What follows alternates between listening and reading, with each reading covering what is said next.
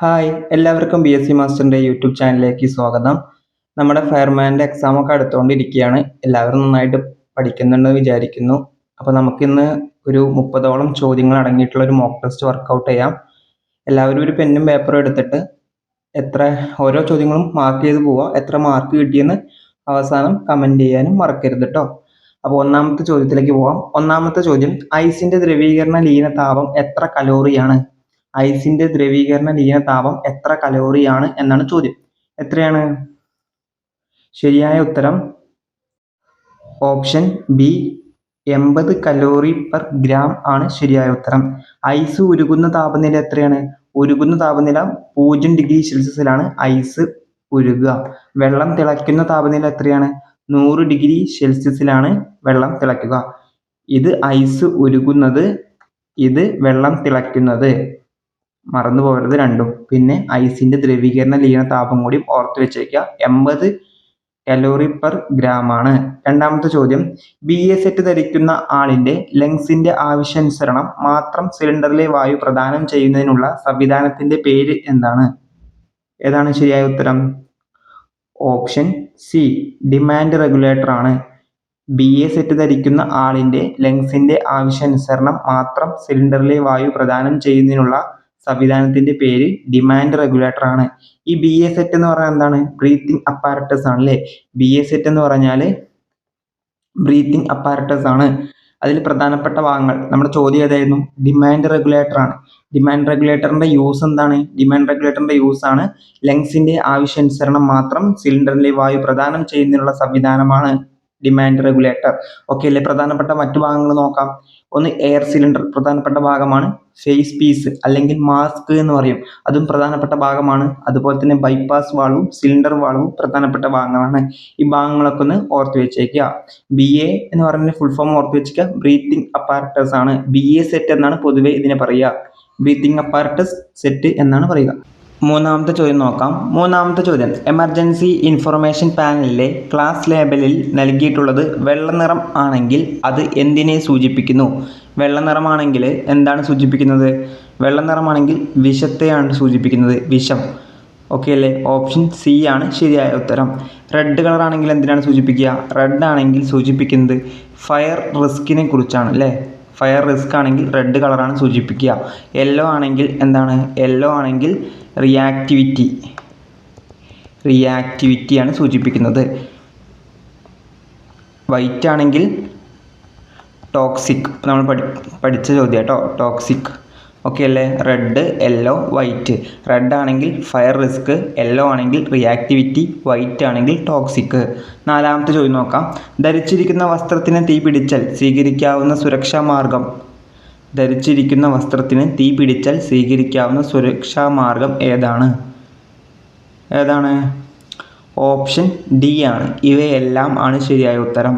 Stop ഉണ്ട്, drop ഉണ്ട്, അതുപോലെ തന്നെ റോളും ഉണ്ട്. പിന്നെ വസ്ത്രത്തിന് തീ പിടിച്ചാൽ ശ്രദ്ധിക്കേണ്ട ഒരു കാര്യം എന്താണ്? ഓടരുത്. വസ്ത്രത്തിന് തീ പിടിച്ചാൽ ഓടാൻ പാടില്ല. ഈ കാര്യം ഓർത്ത് വെക്കണം. അഞ്ചാമത്തെ ചോദ്യം, എത്ര ഡിഗ്രി സെൽഷ്യസിന് മുകളിൽ ചൂടാകുമ്പോഴാണ് കോൺക്രീറ്റ് വിഘടിക്കുകയും പൊടിഞ്ഞു പോവുകയും ചെയ്യുന്നത്? എത്ര ഡിഗ്രി സെൽഷ്യസിന് മുകളിൽ ചൂടാകുമ്പോഴാണ് കോൺക്രീറ്റ് വിഘടിക്കുകയും പൊടിഞ്ഞു പോവുകയും ചെയ്യുന്നത്? ഏതാണ് ശരിയായ ഉത്തരം? ഓപ്ഷൻ സി ആണ് 600 ഡിഗ്രി സെൽഷ്യസ്. 600 ഡിഗ്രി സെൽഷ്യസ് ചൂടാകുമ്പോഴാണ് കോൺക്രീറ്റ് വിഘടിക്കുകയും പൊടിഞ്ഞു പോവുകയും ചെയ്യുന്നത്. അതുപോലെ തന്നെ ഗ്ലാസ് പൊട്ടി തുടങ്ങുന്നത് എത്ര ഡിഗ്രി സെൽഷ്യസിലാണ്? ഗ്ലാസ് പൊട്ടി തുടങ്ങുന്നത് 300 ഡിഗ്രി സെൽഷ്യസിലാണ് ഗ്ലാസ് പൊട്ടിത്തുടങ്ങുന്നത്. അതും ഓർത്ത് വയ്ക്കുക കേട്ടോ. ആറാമത്തെ ചോദ്യം, പൂർണ്ണമായും അടയ്ക്കപ്പെട്ട മുറികൾക്കുള്ളിൽ സൂക്ഷിച്ചിരിക്കുന്ന വസ്തുക്കൾക്ക് സുരക്ഷിതത്വം നൽകുന്നതിന് വേണ്ടി പ്രത്യേകമായി രൂപകൽപ്പന ചെയ്തു വച്ചിരിക്കുന്ന അഗ്നിശമന സംവിധാനം ഏതാണ്? Option A total flooding system ആണ് അല്ലേ? ഇതെവിടേക്കാണ് പൊതുവെ ഉപയോഗിക്കുക? ഇലക്ട്രിക്കൽ റൂമുകളിൽ ഉപയോഗിക്കും. അതുപോലെ തന്നെ സെർവർ റൂമുകളിലൊക്കെ നമ്മൾ പൊതുവെ കാണാറുണ്ട്. ഏഴാമത്തെ ചോദ്യം, ഇന്ത്യയിലെ ഫയർഫോഴ്സ് അടിയന്തര സേവന നമ്പർ ഏത്?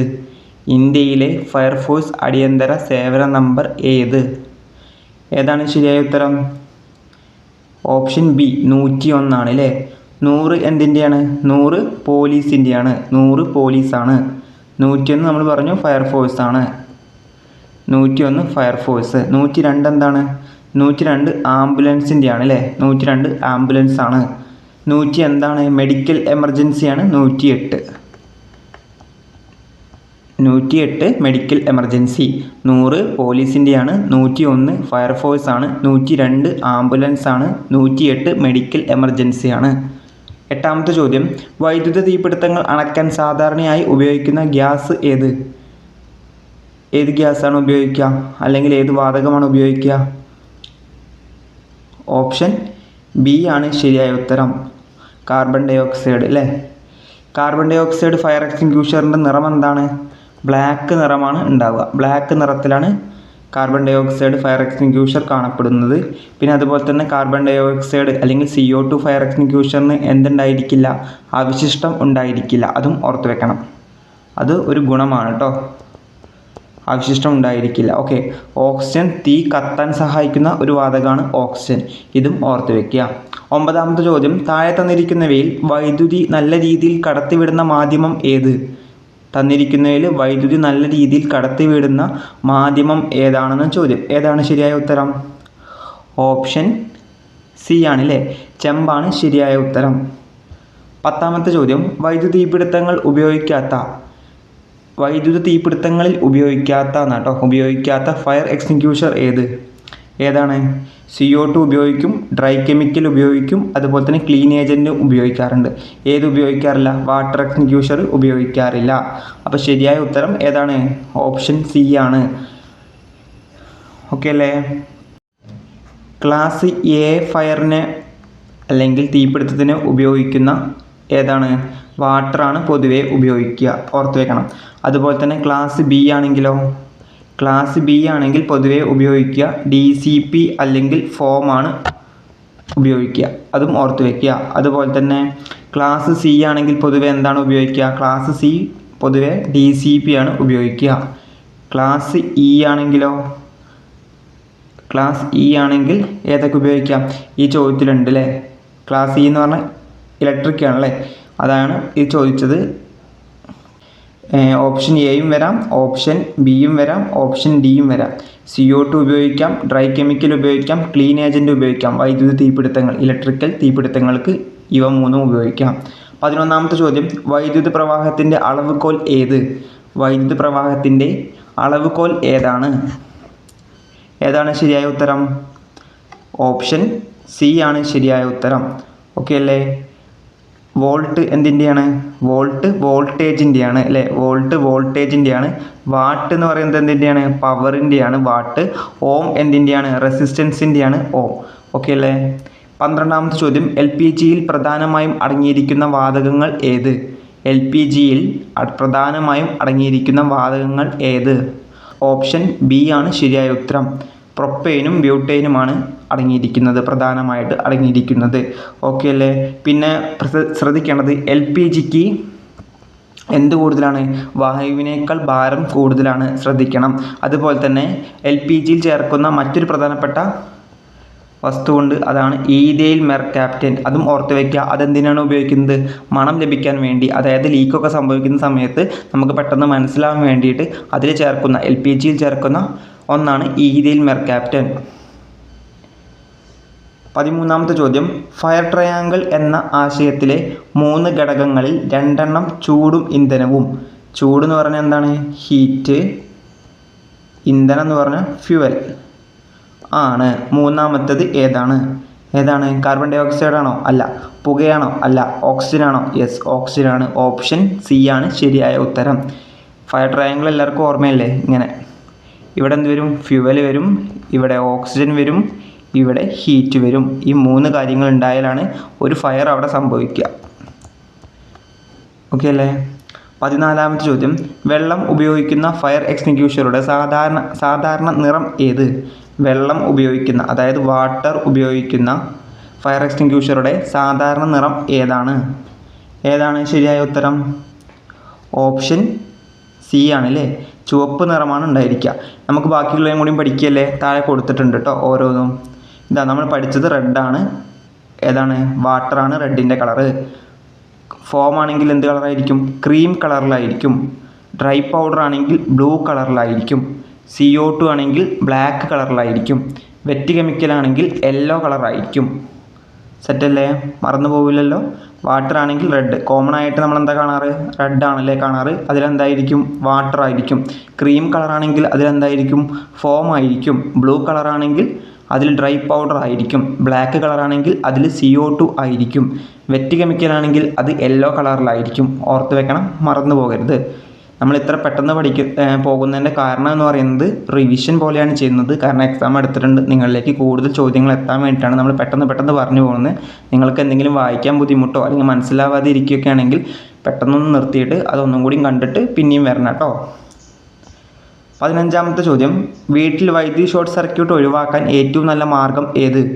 വീട്ടിൽ വൈദ്യുതി ഷോർട്ട് സർക്യൂട്ട് ഒഴിവാക്കാൻ ഏറ്റവും നല്ല മാർഗം ഏത്? ഏതാണ് ശരിയായ ഉത്തരം? ഓപ്ഷൻ ഡി ആണല്ലേ. നിലവാരമുള്ള വയറിങ്ങും MCBയും ഉപയോഗിക്കുക. MCBൻ്റെ ഫുൾ എന്താ? MCBൻ്റെ ഫുൾ എന്താണ്? മിനിയേച്ചർ സർക്യൂട്ട് ബ്രേക്കർ എന്നാണ് MCBൻ്റെ ഫുൾ ഫോം. MCB. അപ്പോൾ വീട്ടിൽ വൈദ്യുതി ഷോർട്ട് സർക്യൂട്ട് ഒഴിവാക്കാൻ ഏറ്റവും നല്ല മാർഗ്ഗം എന്താണ്? നിലവാരമുള്ള വയറിങ്ങും ചെയ്യുക, അതുപോലെ തന്നെ MCBയും ഉപയോഗിക്കുക. മിനിയേച്ചർ സർക്യൂട്ട് ബ്രേക്കർ ഉപയോഗിക്കുക. 16ാമത്തെ ചോദ്യം, വൈദ്യുതി ഷോക്ക് ഏറ്റ വ്യക്തിയെ ആദ്യം ചെയ്യേണ്ടത് എന്ത്? നേരിട്ട് പിടിക്കുകയാണോ? അതോ വൈദ്യുതി വിതരണം വിച്ഛേദിക്കുക, വെള്ളം ഒഴിക്കുക, ഓടാൻ പറയുക? ഏതാണ് ശരിയായ ഉത്തരം? ഓപ്ഷൻ ബി ആണല്ലേ, വൈദ്യുതി വിതരണം വിച്ഛേദിക്കുക. അതുപോലെ തന്നെ നമുക്ക് എന്ത് ചെയ്യാൻ പറ്റും? ഉണങ്ങിയ വടി ഉപയോഗിച്ചിട്ട് നമുക്ക് രക്ഷപ്പെടുത്താൻ പറ്റും. അല്ലെങ്കിൽ എന്ത് ചെയ്യാം? ആവശ്യമെങ്കിൽ CPR നൽകാൻ പറ്റും. ഈ കാര്യങ്ങൾ ഓർത്ത് വയ്ക്കുക. പിന്നെ നൽകാൻ പാടില്ലാത്തൊരു കാര്യം, നനഞ്ഞ കൈകൊണ്ട് അയാളെ ടച്ച് ചെയ്യാൻ പാടില്ല. നനഞ്ഞ കൈകൊണ്ട് ടച്ച് ചെയ്യാൻ പാടില്ല. ശ്രദ്ധിക്കണം കേട്ടോ, മറന്നു പോകരുത്. ക്ലാസ് എ തീപിടുത്തത്തിൽ ഉൾപ്പെടുന്ന വസ്തുക്കൾ ഏത് എന്നാണ് ചോദ്യം. ഏതാണ് ക്ലാസ് എയിൽ വരുന്നത്? നമ്മൾ പഠിച്ച കാര്യമാണ്. ഓപ്ഷൻ എ മരം, പേപ്പർ, തുണിയാണ് ക്ലാസ് എ തീപിടുത്തത്തിൽ ഉൾപ്പെടുന്നത്. ക്ലാസ് ബിയിൽ എന്താണ്? ക്ലാസ് ബി എന്ന് പറയുന്നത് ലിക്വിഡ്സ് ആണല്ലേ, ഇന്ധന സ്വഭാവമുള്ള ലിക്വിഡ്സ് ആണ്. ക്ലാസ് സി എന്ന് പറയുന്നത് എന്താണ്? ക്ലാസ് സി എന്ന് പറയുന്നത് വാതകങ്ങളാണല്ലേ, ഗ്യാസ് ആണല്ലേ, ഇന്ധന സ്വഭാവമുള്ള ഗ്യാസ്. ക്ലാസ് ഇ എന്താണ്? ഇലക്ട്രിക്കൽ എക്യുപ്മെൻറ്റ്സിലുണ്ടാകുന്ന തീപിടുത്തമാണ്. ക്ലാസ് ഡി എന്താണ്? മെറ്റൽസ് ആണല്ലേ, ഇന്ധന സ്വഭാവമുള്ള ലോഹങ്ങളെക്കുറിച്ചാണ്, ലോഹങ്ങളുടെ ഉണ്ടാകുന്ന ഫയറുകളെ കുറിച്ചാണ് ക്ലാസ് ഡി പറയുന്നത്. അപ്പോൾ ഇത്ര ഓർമ്മ വെക്കണം കേട്ടോ. അതുപോലെ തന്നെ നമുക്കിതിൽ നോക്കാം. പെട്രോൾ, ഡീസൽ ഏതിലാണ് വരിക? പെട്രോൾ, ഡീസൽ ക്ലാസ് ബി ആണല്ലേ, ലിക്വിഡ്സ് ആണ്. LPG, CNG ഏതാണ്? ഗ്യാസ് ആണല്ലേ. അപ്പോൾ ക്ലാസ് സിയിലാണ് ഉൾപ്പെടുക. വൈദ്യുതി ഉപകരണങ്ങൾ ക്ലാസ് ഇയിലാണ് ഉൾപ്പെടുക. 18ാമത്തെ ചോദ്യം, തീപിടുത്തത്തിൻ്റെ 4 ഘടകങ്ങൾ ഉൾപ്പെടുന്ന ആശയം. നമ്മൾ 3 ഘടകങ്ങൾ ഉൾപ്പെടുന്ന ആശയം പഠിച്ചതാണ്. ഫയർ ട്രയാങ്കിൾ നമ്മൾ പഠിച്ചു. 4 ആശയങ്ങൾ ഉൾപ്പെടുന്നത് എന്ത് പറയും? ഫയർ ടെട്രാഹെഡ്രോൺ എന്നാണ് പറയുക കേട്ടോ. അതിൽ എന്താണ് ആഡായി വരുന്നത്? ഫയർ ട്രയാങ്കിളിലെ 3 കാര്യങ്ങൾ വരും. പ്ലസ് എന്ത് വരും? ചെയിൻ റിയാക്ഷൻ എന്ന് പറയുന്ന ഒരു കാര്യം കൂടി ആഡായിട്ട് വരും. ഇത്രയേ ഉള്ളൂ. ഫയർ ട്രയാങ്കിളിൽ ഏതൊക്കെയായിരുന്നു? ഫ്യൂവൽ ഉണ്ടായിരിക്കും, ഓക്സിജൻ ഉണ്ടായിരിക്കും, ഹീറ്റും ഉണ്ടായിരിക്കും. ഫയർ ടെട്രാഹെഡ്രോണിൽ ഈ ഫയർ ട്രയാങ്കിളിലെ 3 കാര്യങ്ങളും പ്ലസ് ചെയിൻ റിയാക്ഷനും ഉൾപ്പെടും. 19ാമത്തെ ചോദ്യം, ഫയർ അലാറത്തിൻ്റെ പ്രധാന ലക്ഷ്യം എന്താണ്? ഫയർ അലാറമിൻ്റെ പ്രധാന ലക്ഷ്യം എന്താണെന്ന് ചോദിച്ചത്. എന്താണ്? ഓപ്ഷൻ ബി തീപിടുത്ത മുന്നറിയിപ്പ് നൽകുക എന്നതാണ് ഫയർ അലാറമിൻ്റെ പ്രധാന ലക്ഷ്യം. 20ാമത്തെ ചോദ്യം, പുക നിറഞ്ഞ മുറിയിൽ നിന്ന് രക്ഷപ്പെടുമ്പോൾ എങ്ങനെ നീങ്ങണം? ഓടണം, തെറ്റല്ലേ? നിവർന്ന് നടക്കണം, തെറ്റാണ്. ഓപ്ഷൻ സി ആണ് ശരിയായ ഉത്തരം. താഴ്ന്ന് ഇഴഞ്ഞ് നീങ്ങണം. അത് പറയാനുള്ള കാരണം എന്താണ്? പുക മുകളിലോട്ടാണ് ഉയരുക, ശുദ്ധവായും താഴെയുമായിരിക്കും. അപ്പോൾ നമ്മൾ താഴ്ന്ന് ഇഴഞ്ഞ് നീങ്ങുമ്പോൾ നമുക്ക് ശുദ്ധവായു ശ്വസിച്ച് രക്ഷപ്പെടാൻ പറ്റും. 21ാമത്തെ ചോദ്യം, മണ്ണെണ്ണയുടെ ഫ്ലാഷ് പോയിന്റ് എത്ര? 21ാമത്തെ ചോദ്യം മണ്ണെണ്ണയുടെ ഫ്ലാഷ് പോയിന്റ് എത്രയാണെന്നാണ് ചോദിച്ചത്. ഏതാണ് ശരിയായ ഉത്തരം? ഓപ്ഷൻ ഡി ആണ്, 38 ഡിഗ്രി സെൽഷ്യസ് ആണ്. പെട്രോളിൻ്റെ എത്രയാണ്? പെട്രോളിൻ്റെ ഫ്ലാഷ് പോയിന്റ് എത്രയാണ്? പെട്രോളിൻ്റെ -43 ഡിഗ്രി സെൽഷ്യസ് ആണ് പൊതുവേ പറയാറ്. ഡീസലിൻ്റെ എത്രയാണ്? ഡീസലിൻ്റെ പൊതുവേ 52 ഡിഗ്രി സെൽഷ്യസ് ആണ് പറയാറ്. ഓക്കെ അല്ലേ? ഈ ഫ്ലാഷ് പോയിന്റ് കുറയുന്തോറും തീ പിടിക്കാനുള്ള സാധ്യത കൂടുകയാണോ കുറയുകയാണോ ചെയ്യുക? ഫ്ലാഷ് പോയിന്റ് കുറയുന്തോറും തീ പിടിക്കാനുള്ള സാധ്യത കൂടുകയാണ് ചെയ്യുക. ഇതിൽ ഏറ്റവും കൂടുതൽ ഇപ്പം നമ്മൾ പറഞ്ഞത് മണ്ണെണ്ണ പറഞ്ഞു, പെട്രോൾ പറഞ്ഞു, ഡീസൽ പറഞ്ഞു. ഇതിൽ ഏറ്റവും കൂടുതൽ തീ പിടിക്കാൻ സാധ്യത ആർക്കാണ്? പെട്രോളിനെയാണല്ലേ. കാരണം മൈനസ് ആണ്, അതായത് ഫ്ലാഷ് പോയിന്റ് വാല്യൂ കുറയുന്തോറും തീപിടുത്ത സാധ്യത കൂടും. ഇതിൽ ഏറ്റവും കൂടുതൽ തീ പിടിക്കാൻ ചാൻസ് ഇല്ലാത്തത് ഏതാണ്? ഡീസലാണ്. കാരണം 52 ഉണ്ട്. മണ്ണെണ്ണയ്ക്ക് എത്രയാണ്? 38 ഉള്ളൂ. ഏറ്റവും കൂടുതൽ ചാൻസ് -43 ഉള്ള പെട്രോളും ഏറ്റവും കുറവ് ചാൻസ് 52 ഉള്ള ഡീസലുമാണ്. 22ാമത്തെ ചോദ്യം രക്തത്തിലെ ഓക്സിജൻ വാഹകർ താഴെ പറയുന്നവയിൽ ഏതാണ്? ശരിയായ ഉത്തരം ഓപ്ഷൻ എ ഹീമോഗ്ലോബിൻ ആണ്.